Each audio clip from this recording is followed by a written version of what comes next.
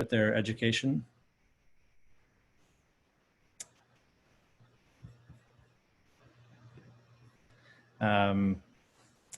There's a philosophy about their education, and really, you know, developing the kids is what it's about, of course.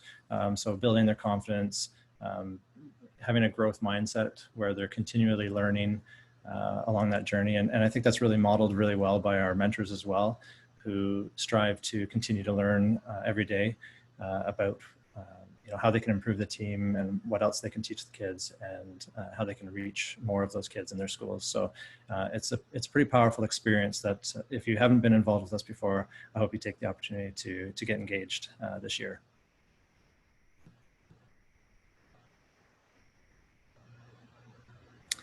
So this is a little video about First Tech Challenge in particular. We had mentioned that there's a variety of programs, and the one that we're talking about today is First Tech Challenge. So I'm just going to play this video really quickly so you can get an idea of what we're all about. Hopefully this works.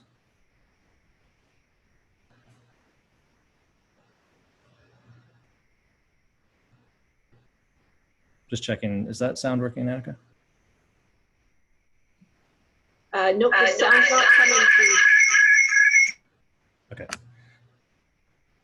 Let me try that again. First Tech Challenge challenges kids ages 12 to 18. Program, design, build, and compete programs.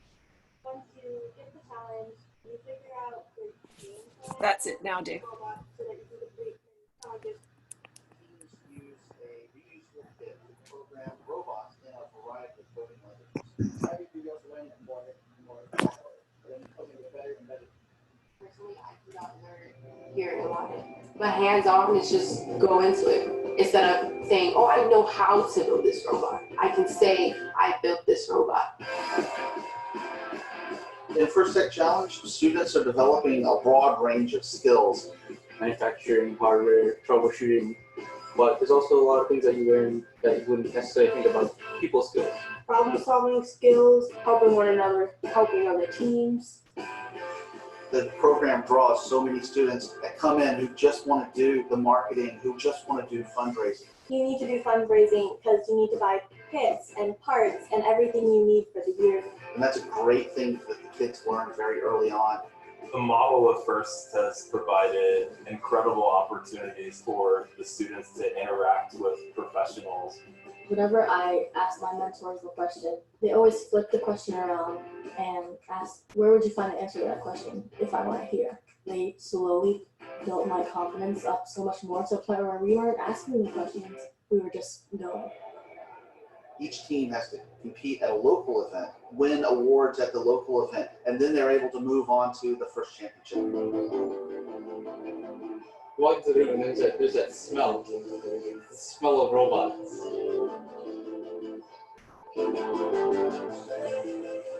There's different languages, different culture. It's just the best thing ever.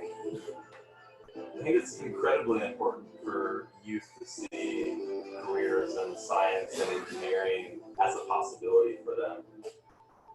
High school participants have access to over $80 million in scholarships from colleges, universities, and technical programs. First Tech Challenge is one of 4 engaging FIRST programs. First in one word, wow. Fun! First is inspiration. First is amazing. First is hope.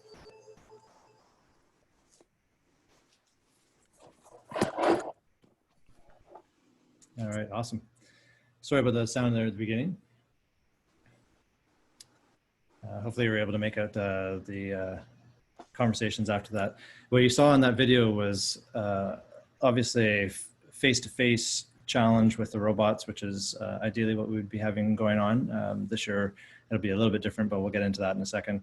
But what I hope you got from that was that the kids that participate in this program are excited about building, excited about designing, excited about engineering and science, and working together really effectively as a team and communicating with each other, which again, like I said, I think are really powerful experiences for these kids.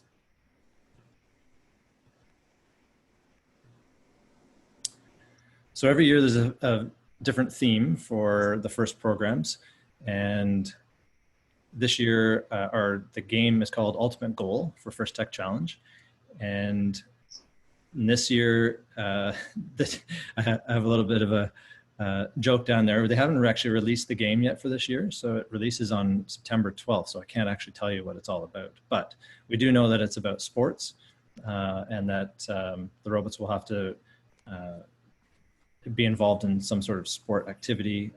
You can see from the logo there, it looks like there might be like a basketball net maybe and a ball falling through. So maybe there's some shooting going on. We'll find out on September 12th. So that's a little bit of a teaser for you. Hopefully, if you decide to get involved, you can check out that, that kickoff on September 12th. In the First Tech Challenge, they're building robots, as you saw.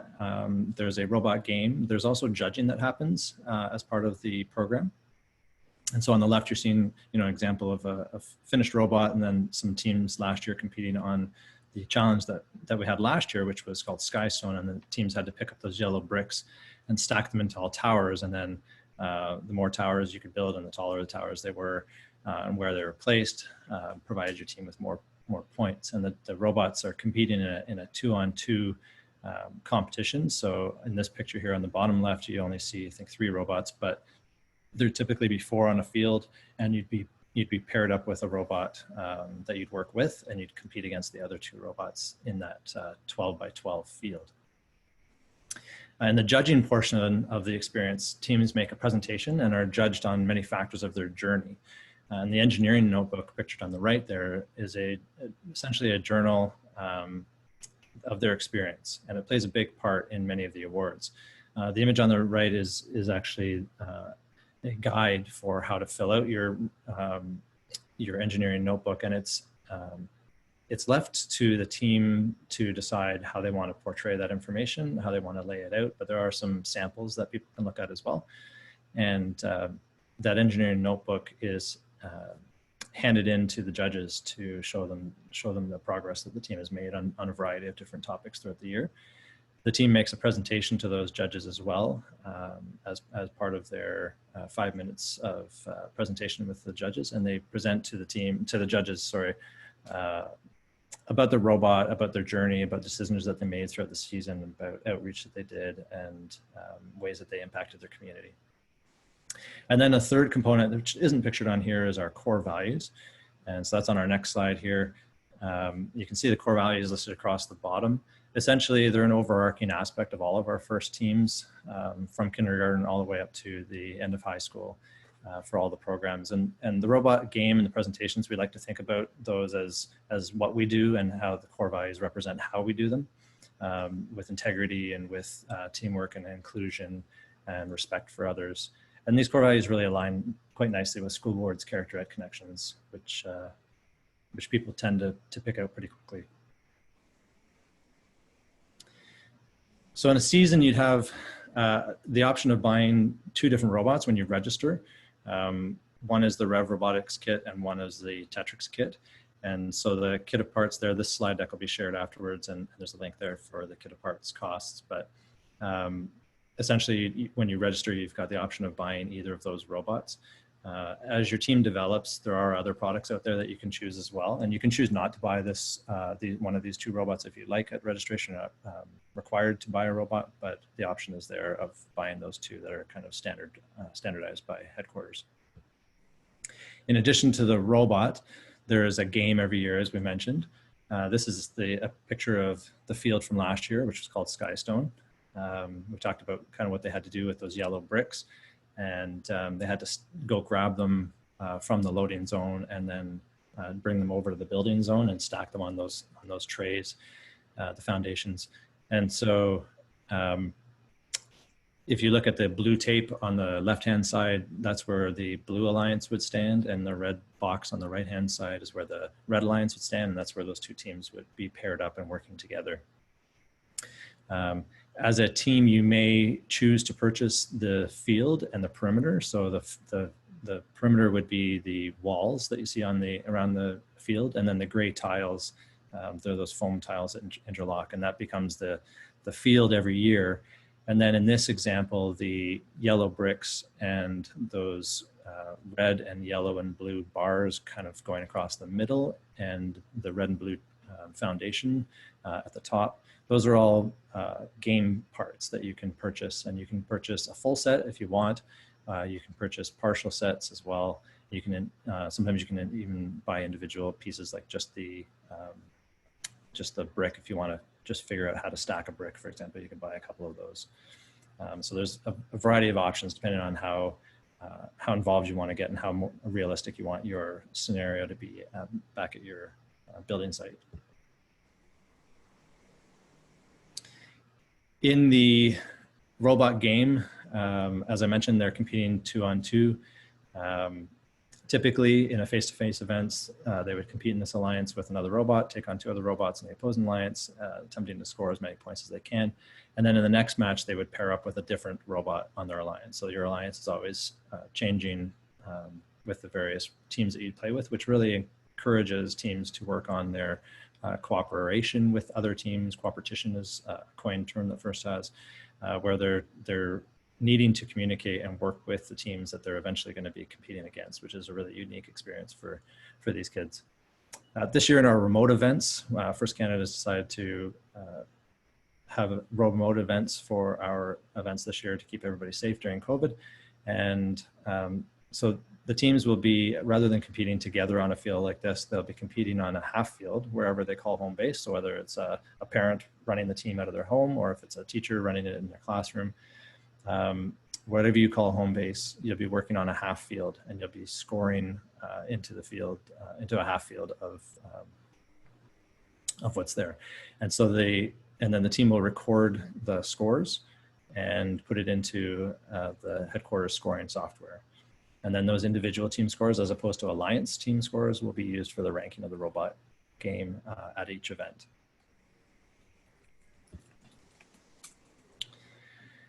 In terms of coding the robot, there's a variety of programming languages. There's 3.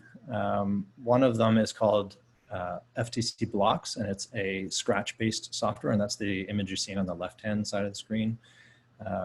It's an interesting piece of software because it shows you the blocks as you build, and then on the right side, it actually compiles and translates the code into Java. So if it's a great program if you're starting out, because it's graphical and it's relatively easy to use, and it allows your students and you as the teacher to see what the Java code equivalent is, and helps them to start thinking about writing in text-based code and getting those skills and seeing how each block that they're writing translates into that JavaScript.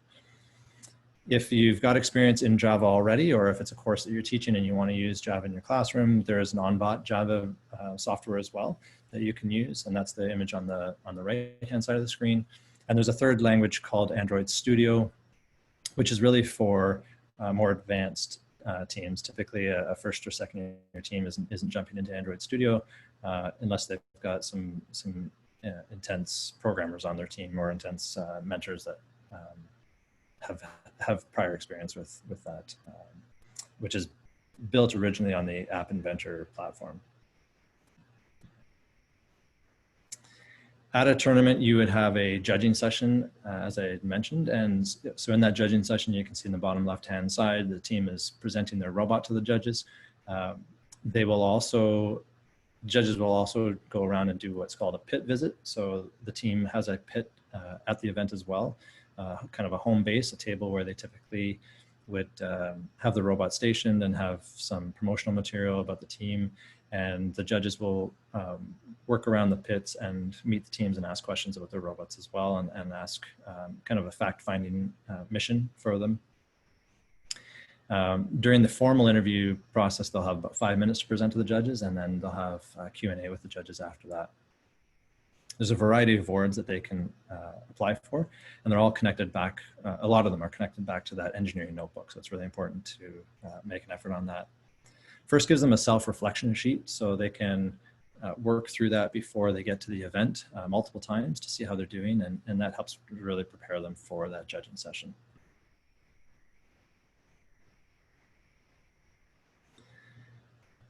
So there are a number of steps to take if you're interested in participating with FIRST. The first thing to do is to register your team or your class pack. So I've mentioned it briefly, but there's kind of two streams you can take. One is to have a competitive team, which enters into our competitive stream and goes to competitions and events. This year, of course, the events would be remote, but typically they'd be going to different places physically in your geographic region, and you would compete against other teams. This year, those events will be held remotely, as I had mentioned. And then the second option is to do a class pack. And the class pack is designed for 30 students. We'll get into that in a few minutes, but it's designed to be really run in your classroom and engage a whole class rather than just have this as an extracurricular club. So those registrations could be done at firstinspires.org. The second step would be for your coaches, your mentors to complete screening. And that's a youth protection program that FIRST has started up a few years ago, which involves essentially a police check.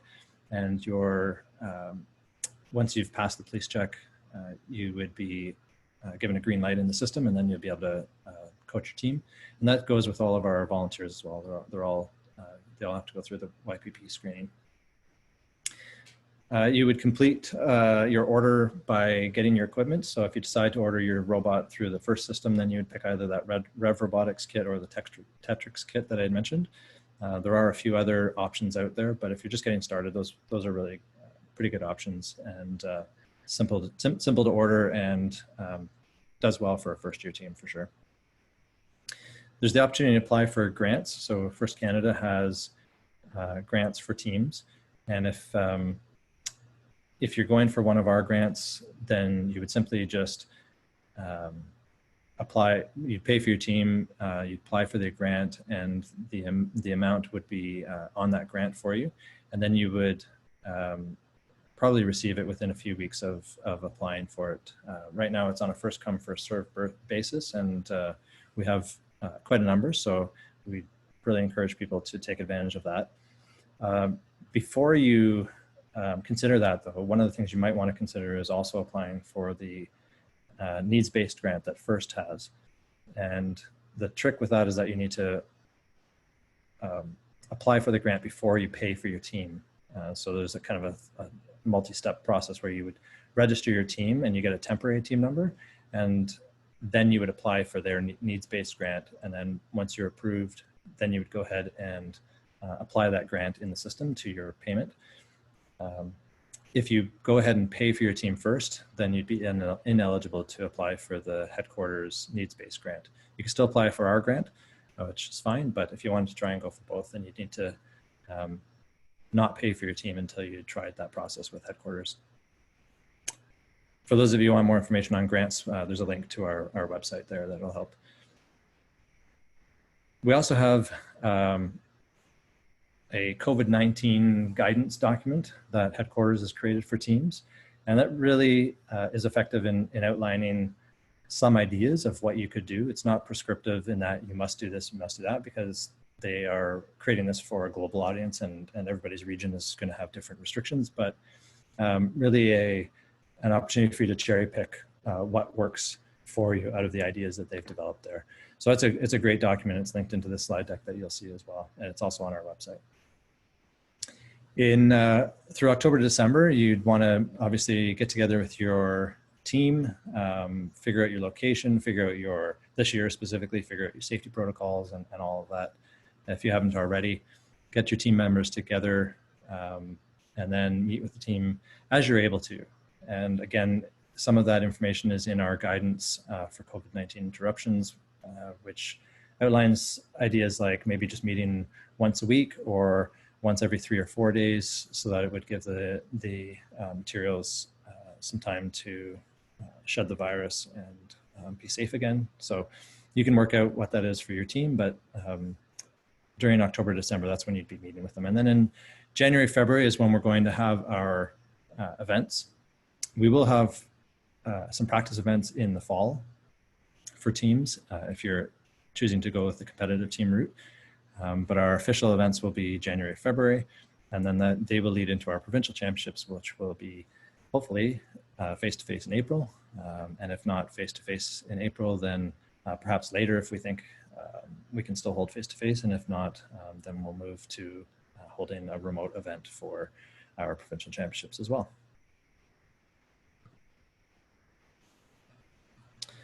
On our website at that link, which you'll get in this document again when it's shared out, there is information there specifically from First Canada on how we think people can meet. There's a graphic that you can download and print if you want to put up posters around just to have as a reminder for people about how they can stay safe while you're meeting. So we've talked a lot about what a class, we've talked about a lot about class packs, but wanted to get into what exactly is a class pack. So it focuses on allowing students the experience of building a robot for competition, but the competition is hosted within your classroom or in your school versus going to a qualifying tournament where you'd be competing against other schools.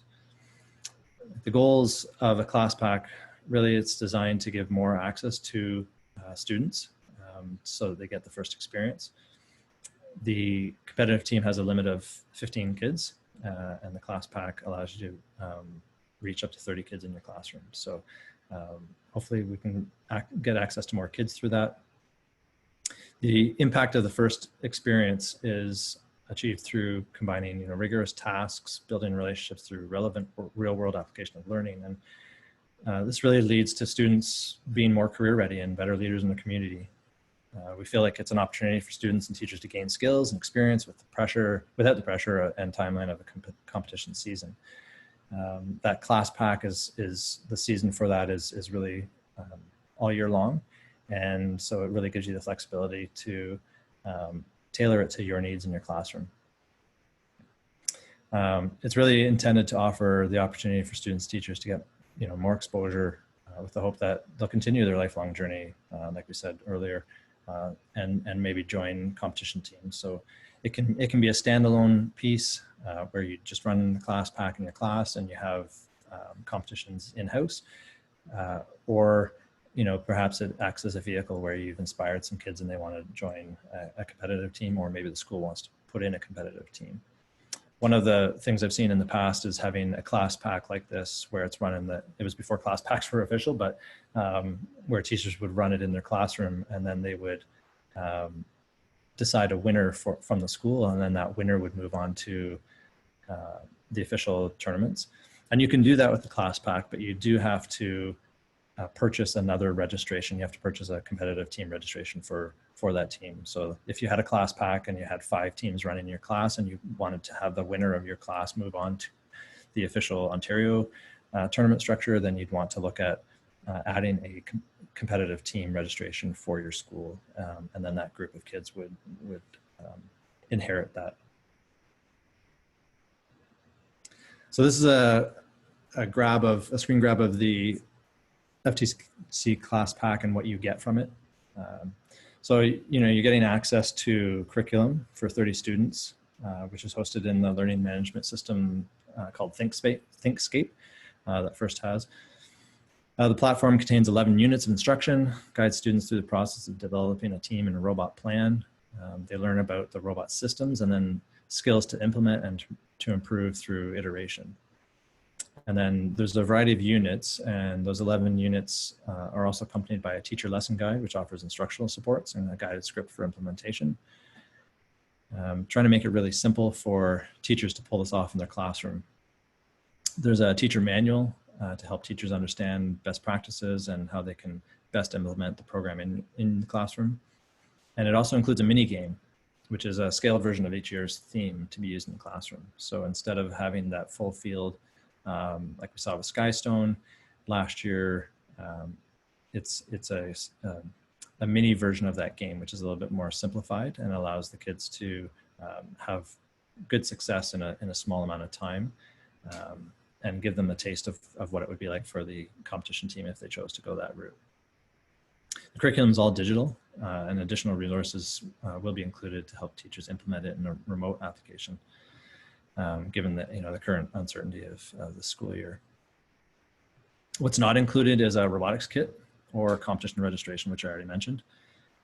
It's suggested that you purchase the Rev Robot EduKit and the expansion set, but the curriculum is flexible enough for students to use any kit of parts. So if they've already got a Tetrix kit in the school, or if they've got, you know, a Rev competition kit, or if they've got some other robotics kit tailored for FTC, they can use that. It really does require the Rev control system to work with the curriculum, and all the instruction and the tips are all based around the Rev control system. So other than that, the hardware can be other robotics kits that you have. So as you can see here, the cost for the curriculum is $695 for 30 students. That cost is in US. Curriculum is focused around developing technical and workforce skills through the competition. And you know, that's a growing focus, developing those workforce skills for many school districts, especially those that have career and technical education programs. So it fits really nicely with those steps that schools are working with. In terms of teacher support, I've already mentioned some of the supports that are offered. Here are some samples of the teacher manual, as well as the teacher planning supports and the lesson guide.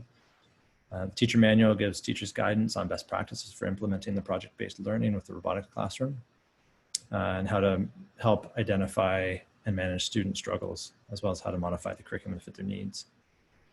The individual teacher lesson guides provide teachers with guidance on the guiding question for each unit and supporting essential questions with outcomes for each question.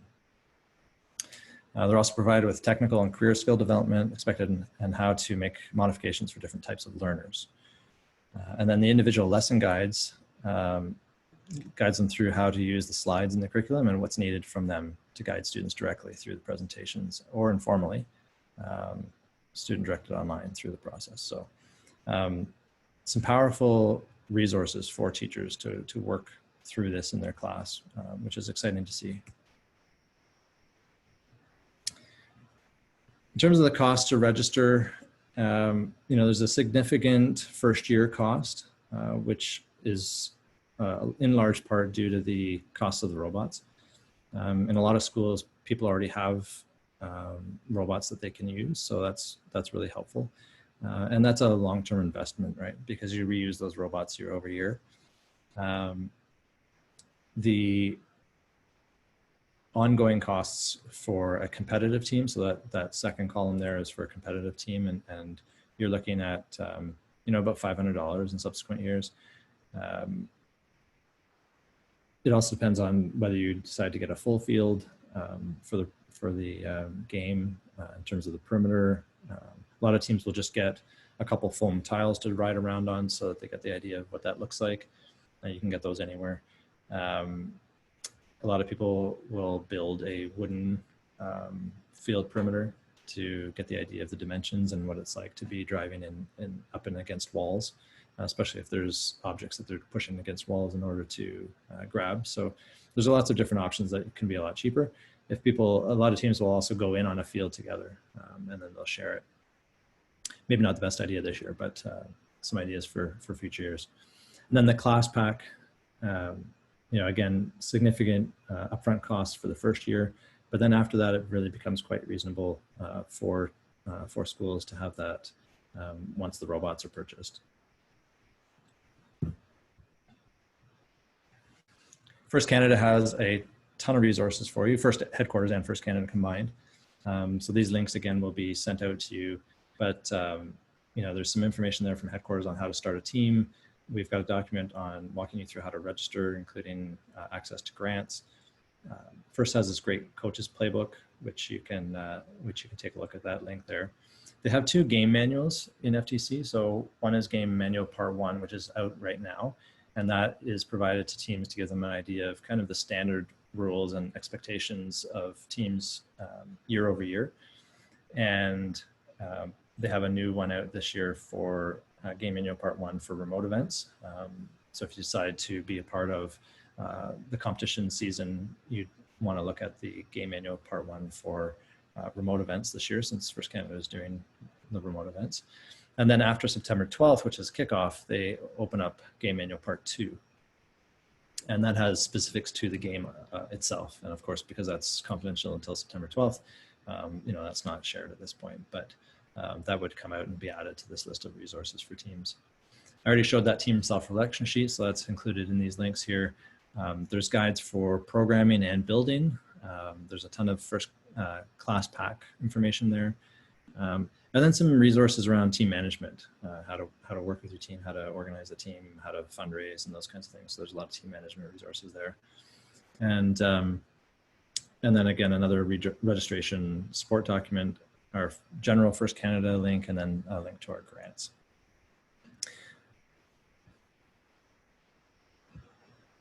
And that brings us to our question and answer period. So Annika, I don't know, I haven't been checking the questions, so I don't know if there's any that haven't been answered already. Yeah, thanks, Dave. I mean, everything was so clearly covered that there aren't too many questions, but Matt does have one about registration and the FTC materials. He asks, are registration and all FTC materials ordered through Pitsco this year? Because shipping to Ontario is expensive, like more than $100 US for the kit. Right. So Studica in Ontario has the kits that we need. So you could reach out to Derek Murphy at Studica, and I'll maybe send out his email address to people who are interested. But it's probably best to go through them. You can purchase it through the website if you would like, but like I said, it's a little bit expensive, and I think Derek's got some pretty good pricing. Studica actually has their own robot kit that they're developing, kit of parts, and it's I think it's significantly less expensive than what's out there, and it's compatible, backwards compatible with all of the other products that are out there in terms of GoBuilda and the Rev and Tetrix and a variety of other ones that are less commonly known, but because they built theirs last, designed theirs last, they've made it backwards compatible with all of those. So it's, if you've got some of those products, you can work it in with that. So I think I'd start with talking to Derek at Studica. That's great, Dave, and thanks from Matt for answering that question, and thanks to Christine for including the Studica website there, so you can check out that, and there are many other great products. It's listed there in the chat. Also sent to me, I guess privately in the chat, there was a question about, you'd made mention of kickoff and wanted to know a bit more about what that would be like, especially if you're a team just starting out. Like, is that the place for you? Yeah, for sure. It's the place for everybody. So it's a great question. So kickoff is September 12th. Headquarters is revealing the game at noon. So some regions just, broadcast that or hang out around that time together, but we're taking advantage of kind of a full day series of workshops. And so we're starting at 9 o'clock. The information has been, is being developed and will be shared shortly with teams. So save the date for September 12th. We will, breaking news when headquarters launches their reveal at 12 o'clock, we'll switch modes and start to stream their content as well. But the kickoff's going to be a remote kickoff, so everybody will just kind of sign into the workshops that they want. The schedule is going to be coming out shortly. We're just finalizing those workshops, and links to each of those sessions will be in there. We'll be broadcasting over Twitch, and people can check out the Twitch channel as well. So there'll be 4 different streams going all at the same time during that day on September 12th. And there'll be topics right from, basic programming to strategies of how to run your teams. We're going to have a panel discussion on what it looks like to run a team this year, specifically with COVID. So it's going to be, I think it's going to be a really powerful experience for people. That sounds amazing, Dave. And just wanted to take this opportunity to invite anyone on the call who hasn't already subscribed to the FTC newsletter, that they may wish to do that on the First Canada website, so that they can get regular updates about, as you said, the schedule for the kickoff, and also to register for that. Great idea. There was a question from Andrew that asks, if we pay for the team and then get a grant, how does it work? Are we refunded the team fee afterwards? And similarly for sponsorship, if they've already made purchases, how is that sponsorship applied? Right. So depends on which grant you're going for. So if you're going for the headquarters needs-based grant, like I said, you need to hold off on paying your registration. So you would start the registration process. When it comes to, when you go back to your dashboard and it's saying, now it's time to pay, you'd hold off at that point. At that point, you'd apply for the needs-based grant, and then headquarters would let you know yes or no on that decision. If they say no, then you move ahead with paying it yourself. And if they've said yes, then the amount of money for the grant, which I think is $500 US, would go to your account at firstinspires.org, and it would be applied directly to your team registration fee. So that would be paid. And then the leftover would be in your account to apply to your purchase of your robot through the PITSCO website.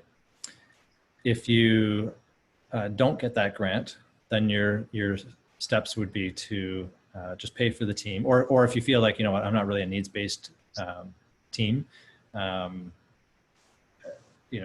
doing okay, but we'd still like, some money to help offset costs. In that case, you would just pay for your team, and then you apply for the grant through First Canada's website, and that money would come to you in the form of a check. So the parameters for that really, are the requirements are that we need you to have a bank account that's not a personal bank account, so a team account or school account, for example, and then we would write the check to that. And that'll be part of the form that you fill out on our website. Great. And again, thanks from Andrew, and thanks to Christine for adding in some information there about the grant, a link to information about the grant from headquarters, and as well as Derek Murphy's email address at Studica if you wanted to check in with him about some of their products. Speaking of products, I guess there was a question about the two robot kits that you showed on one of the slides, and what's the real difference in what might be best suited for a team? How do you make the decision about which one is the best one? Yeah, good question. I've asked that of a variety of teams, to be honest, and it seems like it's a bit of a personal preference. Okay. To be honest, there's kind of a consensus that the Go Build a product, which isn't one of the two that I showed, is somewhat superior to the others. I believe it's more expensive, but again, I think that's where Derek's product at Studica is going to really be a game changer for us in Canada, because I think it, from what he's telling me anyways, I mean, maybe a little bit biased, but he said it's a really good product. It looks really good from what I've seen of it. I haven't had any field testing done on it yet, personally, but I think that product's going to be really good because it's significantly cheaper and, like I said, backwards compatible. So if you've already got some other robot kits, then it's a good option to augment those kits. Some of the other kits don't play well together, unfortunately. So if you've got some Tetrix, it doesn't necessarily work perfectly with some of the Rev stuff, just because of the way the framing is created in the attachment points. That's great, Dave. I think that gives a good idea, and look forward to seeing what the new kit has in store and how teams like that for those that decide to try it. Coming soon apparently. And along those same lines, there's a question about what sounds like maybe a team that's just starting out.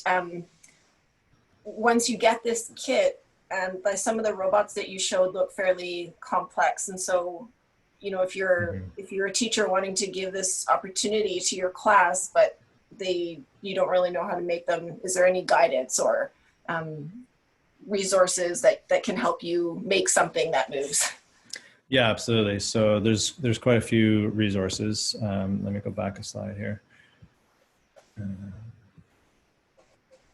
So number 6 and 7 there, those links link to headquarters site, which has building and programming resources for both the Tetrix and the Rev kits. If you do buy another kit that's not necessarily like first promoted, you'd have to go to their sites and check out their resources. But in terms of for the building anyway. so those resources are fantastic. First Canada has also created a series of videos that we are hoping to release shortly, probably in the next few weeks, which takes you through step by step how to get started with the programming as well. So right from kind of unboxing your robot to getting it to drive around. So those resources are pretty available. The building for in a class pack, for example, the tasks are less complicated to accomplish, but the basic bot that you would get and build gives you, it's designed for that season. So this year, for example, they had to pick up those, this past year, they had to pick up those yellow bricks that you saw on the screen. So the design that comes out in the programming guides actually shows you how to build a base robot that can drive around, and then also shows you an arm that you can build that's specifically designed to pick up those bricks. So it's really well guided in that respect. And then of course, as your team develops, you may think, that's a basic way of doing it. It's got limitations. We want to adjust it, but at least it gets you started out of the box. That's great, David. That'll be probably really reassuring to some of the newer teams, and really nice thought and invitation from Matt, that recommending that new teams reach out to nearby FRC teams or even experienced FTC teams, because as we know, and as you'll find out as you join the FIRST community, that everybody's always really willing to help, and it's never a burden to reach out to ask for help. So that's really wonderful. And also from Sarah, she mentioned that the building guides are really easy to follow, almost like putting together Lego with those build instructions. So you can really have something to start as a base, but then modify it as you get more comfortable and familiar with the building. Yeah, absolutely. So I don't see any more questions that have come in. Those are some great ones. And we do have a bit of time left. So if anyone else has anything they wanted to mention in the chat, now's your chance. But if not, Dave, you probably have some contact information that you can share with folks to get in touch with you after today's call if they think of anything else. I do. I just tried to share a new document. Are you seeing the slide deck? Nope, I see the document. Okay, so this is the basic bot guide for the RevKit. And so let me just scroll down for you. So it really walks you through, like, grab these parts, put them together in this way. Okay, grab these parts and these motors, put them together in this way. So it is really quite straightforward, and walks you through mounting the wheels, using the corner brackets to build your frame. Even gives you tips on putting these screws in, because these ends are going to get closed off. So get these in here before you close them off. So paying attention to those diagrams and working your way through it is pretty straightforward, and eventually gets you all the way down to, wait for it, the electronics, and walks you through how to plug in those, and there's your basic chassis of your robot there. So it's a pretty good guide, and like Sarah said, it helps really walk you through step by step. Thanks for showing that, Dave. And Sarah, I like that you mentioned there about the 7-8 students, because this program is actually available for kids as young as grade 7. So even in some elementary schools, it would be great for some students to maybe graduate from the First LEGO League program, First LEGO League Challenge program into this one even before they get to high school. Absolutely. Yeah, and as you mentioned, Annika, that last slide, hopefully it's showing now, has my email address and phone number if anybody has any further questions. Happy to help.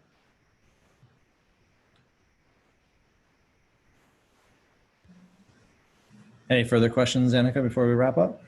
Not that I see. It's been Awesome. really informative. So pass it over to you to wrap up. Sure. Yeah, so just thanks to everybody for joining the call. I hope it was helpful in outlining what it looks like to start a team, either competitive or class pack, and that you feel like there's a lot of resources out there and a lot of value in the program. and a lot of supports, as Matt mentioned. The First community is all about supporting each other and helping each other as part of the ethos of First. So please feel free to reach out, as Annika said, to me and or to Derek at Studic. He's a fantastic resource as well. And we really just want to see you be successful. So please do join us. And if you can, join us for that kickoff on September 12th. I think it'll be really helpful as well in cementing some of these ideas and helping you feel a little bit more comfortable with bringing this to your classroom or to your house. So thanks everybody for joining us. Stay safe. We'll see you soon.